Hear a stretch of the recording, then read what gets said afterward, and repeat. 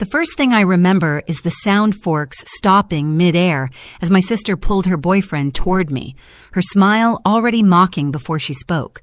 Christmas lights flickered across her face when she said it. This is the failure of our family. My parents laughed like it was tradition, like humiliating me was part of the holiday menu. I didn't move. I didn't speak. But he did. He looked at them, then at me, and his voice cut through the room. Interesting. Because she's not the one who's done. And that was the moment everything quietly shifted. My name is Serenity Hale, and for as long as I can remember, I've lived at the edge of every room in my own home. Even as a kid, I learned how to move quietly, how to carry plates without clattering them, how to stand where the light didn't reach, how to leave space for the people my family actually noticed. Most nights, dinner felt like a stage play where everyone else had lines. Lila always sat in the center under the bright chandelier, her plate filled first. Mine was whatever was left when the serving dishes came back around cold vegetables, a broken corner of bread, the smallest piece of chicken. I didn't complain. Complaining only led to Diana's voice, soft but sharp. "Don't be greedy, Serenity." She said it so often it became a kind of rhythm in the house. Richard barely looked in my direction unless something needed fixing. A broken faucet, a late bill, a chore. Lila didn't feel like doing. I was good for tasks, not attention. He called it building character, though somehow Lila never needed the same lessons. She got new clothes, new clubs, new opportunities. I got lectures about being realistic and grateful. I remember one winter afternoon, Lila forgot her project for school, some elaborate poster Diana helped her with. When the teacher called about it, Richard didn't ask Lila why she left it behind. He turned to me instead, irritation ready in his voice.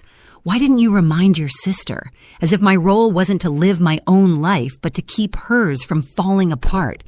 Lila didn't even look guilty. She never did. In our house, guilt was something assigned, not earned. The older we grew, the more invisible I felt. My achievements, small, hard won, vanished in the shadow of her performances. I remember earning a place in an art program downtown. I came home with the acceptance letter, heart racing, thinking maybe this time they'd see me. Diana read it in silence before placing it neatly on the counter. "Lila has dance that day," she said, "and we can't be driving all over town." When I didn't respond, she added, "Your mother would want you to be practical." The acceptance letter went into the trash that night.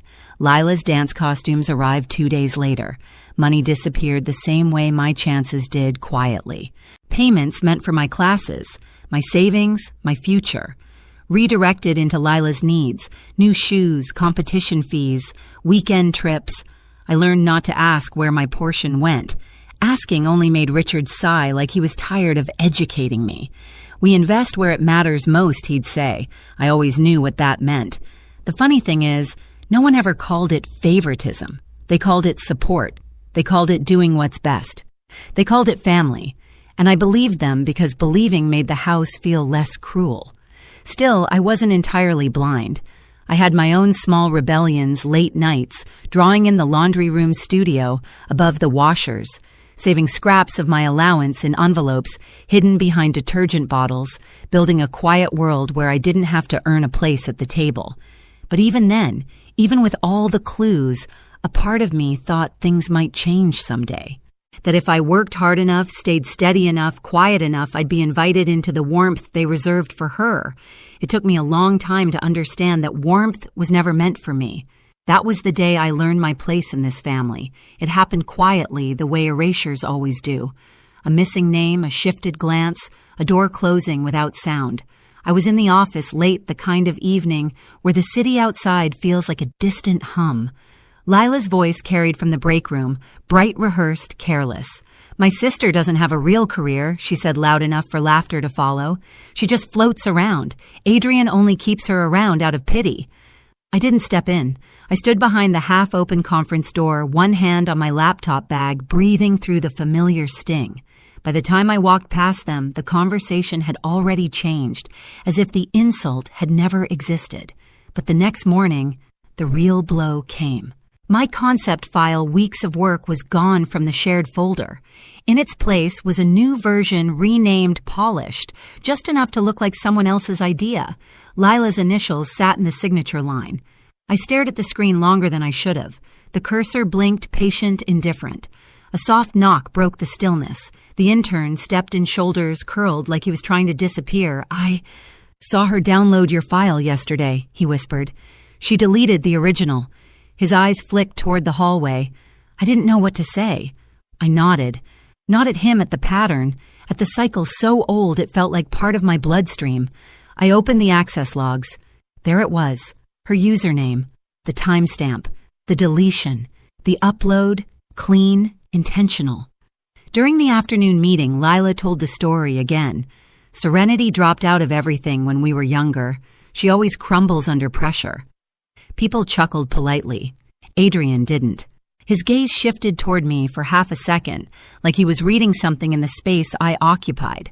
I kept my hands still on the table, fingers resting on the cold edge, silence wrapped around me like an old coat, heavy but familiar.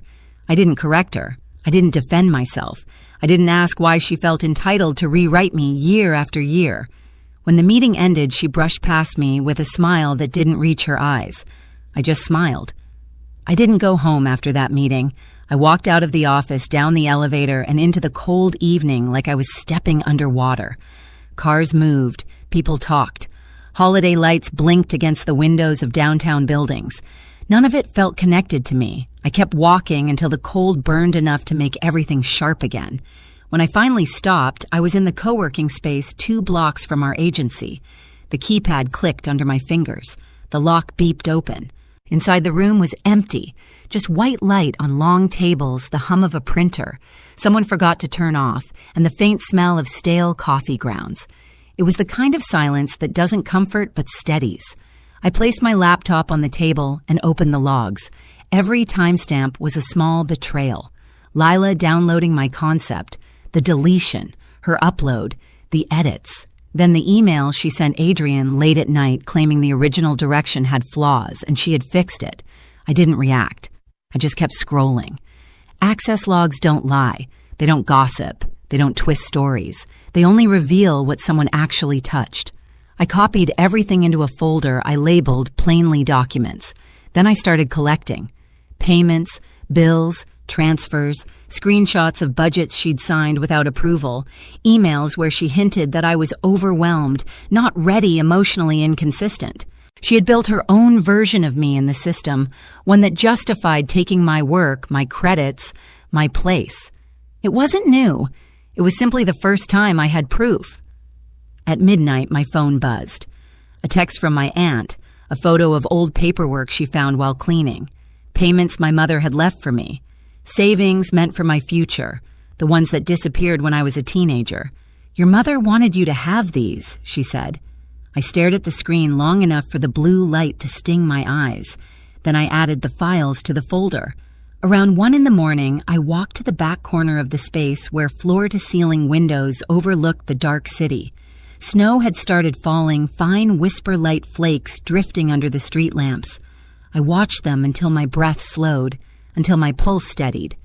Then I opened a new spreadsheet, a simple one, a list of everything I had built at the agency, clients I brought in, campaigns I directed, projects Lila had claimed, folders I created, budgets I balanced, hours I logged.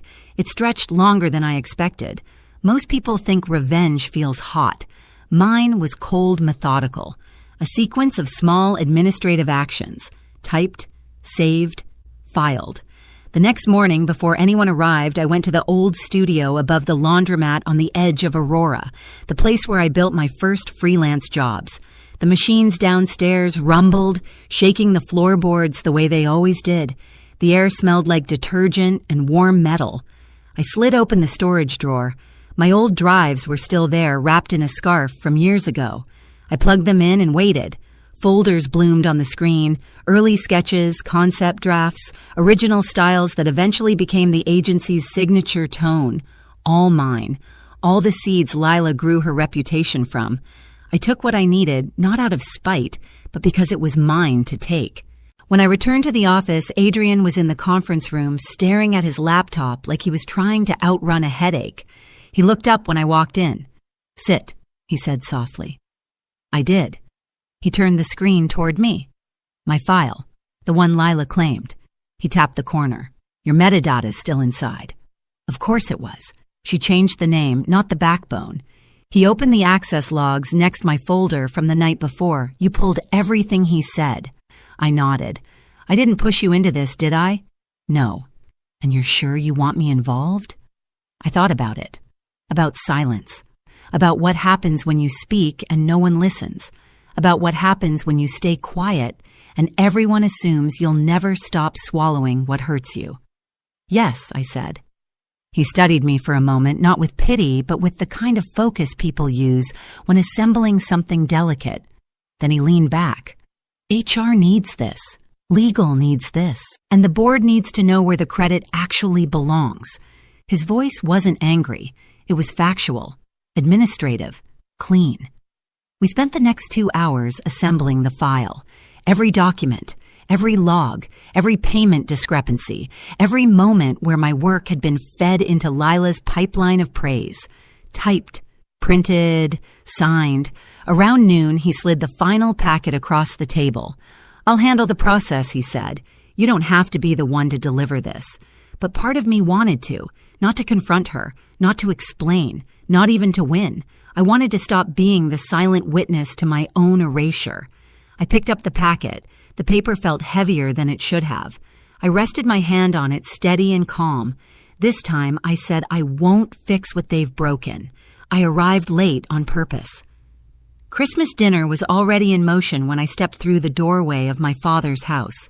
The air was thick with cinnamon-roasted meat and the kind of laughter that sounds rehearsed. Lights glowed too warmly against the cold outside. Every year, this house tried to convince the world it was a home. I stood near the hallway, letting my coat drip meltwater onto the tile. They didn't notice me at first. Lila was busy performing, spinning small stories for distant relatives, retelling successes she hadn't earned, leaning into Adrian's shoulder like she owned the room. He wasn't touching her back the way he usually did. His hand hovered a moment, then dropped. When Richard finally spotted me, he gestured to an empty chair at the far end of the table. Sit. We've been waiting. His tone implied it was my fault for shifting the picture. Diana's eyes flicked over me, coat, shoes, hair, as if checking for flaws. Try not to make an entrance, she murmured. I didn't answer. I took the seat at the edge, half-shadowed the way I always had. Dinner resumed. And then inevitably, Lila rose from her chair, pressing a hand to Adrian's arm as if inviting applause. I want everyone to meet my sister, she said, voice bright. This, she paused smiling with practiced sweetness, is the failure of our family. Richard laughed first. Diana nodded, almost proud of the line. Conversations tapered off into that familiar hush of communal cruelty. The sound was the same one from childhood dinners, the one that told me to stay small, stay quiet, let the moment pass over me. Adrian didn't laugh. He set his fork down with a soft clink. The room stilled around the sound like someone had drawn a curtain across the noise. Christmas music from the kitchen speaker faded into insignificance. He looked at Lila, then at her parents, then slowly at me. Interesting, he said, voice low and steady, because you're fired. The sentence landed without force, without theatrics, just truth, placed gently in the center of the table. Lila blinked, confusion flickering across her face. What we're done, he added. Effective immediately. A few relatives shifted, unsure whether to pretend they hadn't heard. The silence wrapped itself tightly around the room. Adrian reached for his tablet, swiped once, and connected it to the living room TV. The screen brightened, washing the room in cold light. The first file appeared the original concept documents. My name embedded in the metadata, then the access logs, time-stamped, unedited. Lila's username glowing beside every action she thought no one would trace. Download, delete, upload, slide after slide documented what she had taken, not just the file, but months of work, client strategy, design drafts. Her voice shrank as the evidence built itself. I didn't, she began. He didn't look at her. You did. When the payments appeared transfers, she initiated budget approvals. She signed without clearance. Richard sat back in his chair, face tightening the illusion, finally cracking. Diana opened her mouth, then closed it. She had no script for this. Adrian continued calm as ever. The board received the full report this morning. HR has already processed the termination. And the final note... He clicked once more. My portfolio appeared. The actual one, the campaigns I built, the projects I led, the clients I brought in. Years of work hidden behind their narrative. Serenity, he said. Eyes on me now, not asking for permission, simply stating, reality is the co-founder and principal strategist of our agency. She always has been. No applause, no vindication, just a shift in the air as if the house itself had been holding its breath for years, and finally exhaled. Lila stepped back from the screen like it burned her. You're choosing her over me, Adrian looked at her with the same quiet finality he'd used all night. I'm choosing the truth. No one looked at me directly. They couldn't. The story they built had collapsed in front of them. I sat there, hands folded loosely, heart steady. For the first time, my silence didn't feel like surrender. It felt like authority. Seattle didn't feel like a fresh start right away. At first, it was just distant gray mornings, unfamiliar bus routes, the sound of rain against a window that didn't belong to any version of my past. But distance has its own kind of mercy. It gives the mind room to breathe, to unfurl, to rethink the shape of a life. My new apartment was small, with clean walls and a single plant I kept near the window. The city outside was quieter than Aurora in winter. No rehearsed laughter, no curated family image, no roles I had to play, just the steady rhythm of rain tapping softly like it was checking in. Adrian helped set up the new office, not out of obligation, but because he understood the difference between space built for survival and space built for living. We kept things simple: wood desk, soft chair, a few pinned sketches from campaigns that were actually mine. Work felt different here, lighter. Not because it was easier, but because no one was trying to take it from me. I didn't cut my family off. I just stopped orbiting them. Whatever consequences they faced, audits, questions from relatives, fractured stories they handled without me. Silence can be cruel, but sometimes it's the only language people understand. On Christmas Eve, a year later, I cooked dinner with coworkers who had quietly become friends. We packed extra meals and walked them to a shelter nearby. The air was cold, but the kind that wakes you up, not the kind that freezes you in place. When I sat down at my own small table afterward, I placed the best portion on my plate, crispy, warm, perfectly chosen. No one told me I didn't deserve it. No one measured my worth against someone else's appetite. The moment was quiet. Almost nothing. But it felt like a life finally folding into itself, whole, unbent mine. I used to think survival meant staying quiet long enough for someone to finally see me. Now I understand silence differently. It isn't emptiness. It's a door I can choose to open or close, a room no one enters unless I allow it. I stopped asking for a family that only clapped when I failed. And once I stepped away, the noise they made never followed. Wherever this story finds you, may you feel the steadiness of walking toward a life that answers back.